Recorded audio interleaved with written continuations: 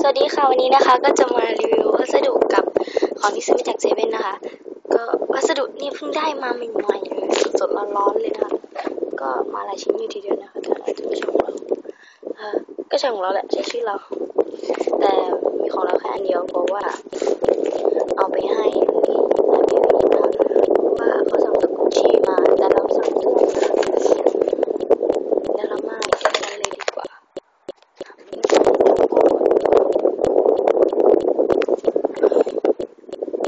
แล้วตัดเองเนี่ยค่ะก็กรรไกรไหนตัดตรงไหนดีล่ะตัดอ่ะที่เห็นชื่อที่อยู่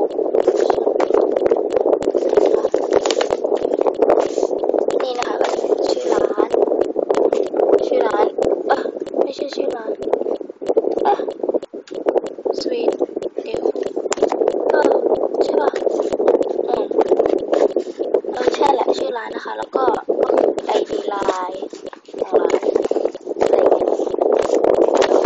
มาที่ตั้งค่ะในนี้ตั้งแล้วนะก็เป็นกล่องรองเท้าตั้งเพราะว่ามันเป็นเสื้อไม่กล้าแกะเลยอ่ะนี่นะคะก็แกะทางนี้ก็แต่สก๊อตเทปเอาละกันเนาะไม่ต้องตัดเลยอ่ะก็แกะไปเลย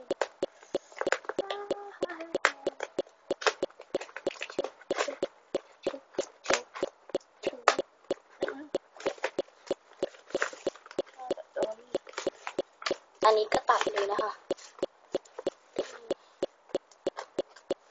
อ่าก็เป็นเสื้อนะคะว้าก็มีรูปเซฮุนนะคะของแถมใช่หรือเปล่า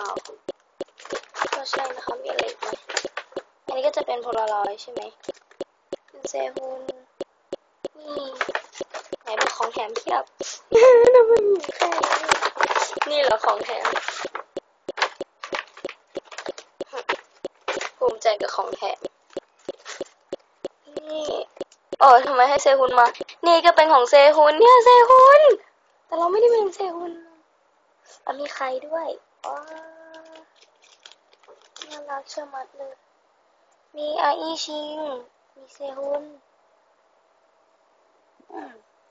เซฮุนอุ้ยรูปเดียวกันเลยอ่ะฮ่าฮ่ารูปเดียวกันเลยมันเป็นความบังเอิญใช่ไหมค่ะก็ขอบคุณนะคะของแถมเพียบจริงเมื่อกี้เพิ่งเห็นไงก็มาดูตัวเสื้อกันเลยดีกว่าก็มาแกะก็เป็นเสื้อโอเวอร์โดสอะไรแล้วนึงนะ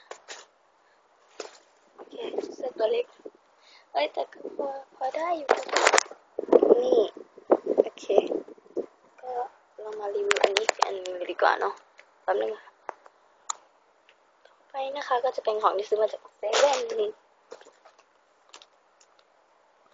เดี๋ยวแป๊บนึงติดใจรูปไม่หายหล่อแต่ช่างเถอะน่าจะแถมเป็นของเฮียคริสนะเรื่องมากนี่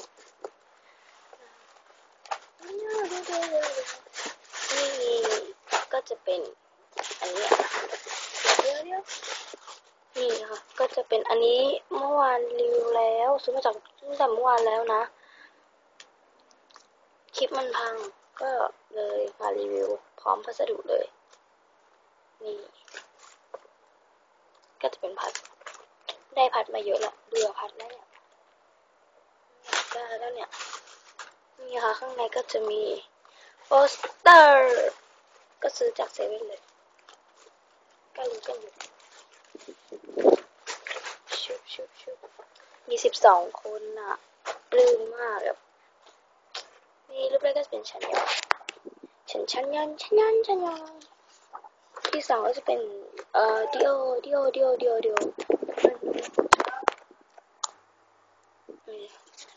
รูปสามก็จะเป็นทำไมดิโอมาอยู่นี่ได้นะแล้วหนึ่งเฉินไปแล้วนะต่อไปก็จะเป็นแบ็กยอนต่อไปก็เทาใครไม่เซฮุน สำหรับรูปนี้จะมีเยอะนะไอซูโฮไข่ไม่ใช่เทาซิ่วหมิงแล้วต่อไปน่าจะเป็นเลอ่าฮะใจชิงต่อไปก็น่าจะเป็นไข่พี่ลูกปริมต่อไปน่าจะเป็นไข่ถูกต่อไปก็น่าจะเป็นหมดฮีคริสโอเคถูกต่อไปน่าจะเป็นเดียวถูกด้วยก็รู้มาก่อนหน้านี้แล้วก็ข้างหลังเป็นเซฮุนก็ข้างในก็จะเป็นสิบเท่าไหร่1110 คนนี่นะไม่ปลื้มนักเท่าไหร่นะคะหน้าปกก็หน้าปกมันมีแค่10 คนอะโอเคก็มารีวิวแค่นี้เอง